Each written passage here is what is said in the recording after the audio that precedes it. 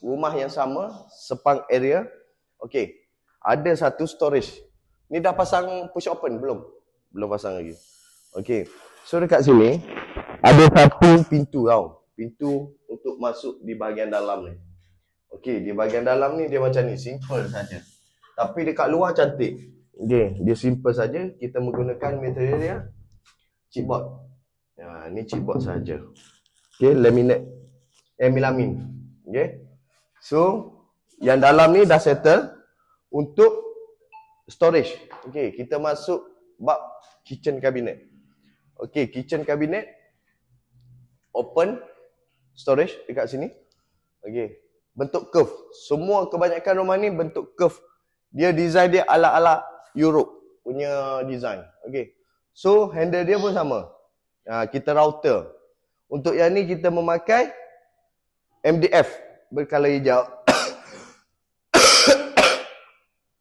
Yang ni material laminate Ni laminate. Okey. Laminate dengan Formica sama saja sebenarnya. Sama saja.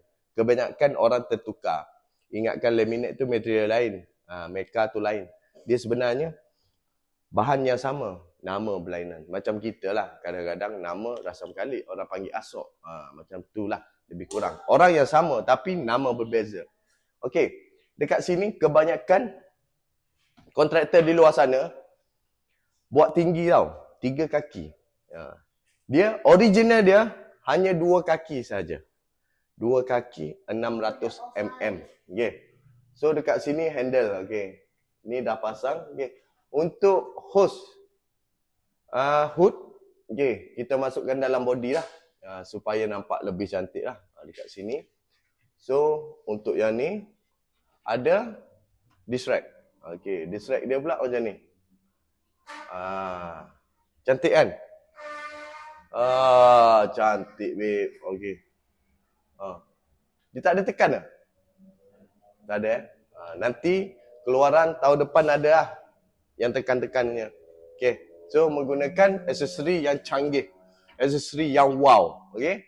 Yang mana nak harga bajet tu tak dapat lah. Okey. So tahu-tahu je lah. Okey. So yang mana nak design yang wow, harga pun wow. Harga pun tak masuk di akal. Bukan masuk di akal. Okey. So para belum letak lagi menggunakan jenama Rubin. Okey. So aksesori dia semua wow-wow lah. Dalam ni tempat letak spoon. Okey ni. Spoon apa semua boleh masuk ni. Garpu apa semua. Lagi apa masuk? Semua masuk Okey. So bawah ni rak pinggan lah. So pintu bahagian sini kita belum pasang lagi. So sekarang ni progress kita setakat itu saja. So dalam ni pun ada lagi. Unit dia belum pasang.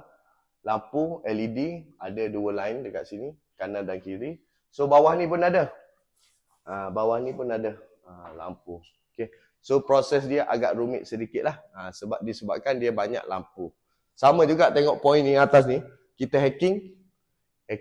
So kita tarik balik. Bagi center tau. Sebab dia tak guna plaster ceiling dekat sini. Ni ceiling pun free. Ni. Nak cakap pasal free bang. Yang ni pun free kita bagi ni bang. Plaster ceiling bang. Nak cari dekat mana kontraktor. Bagi free.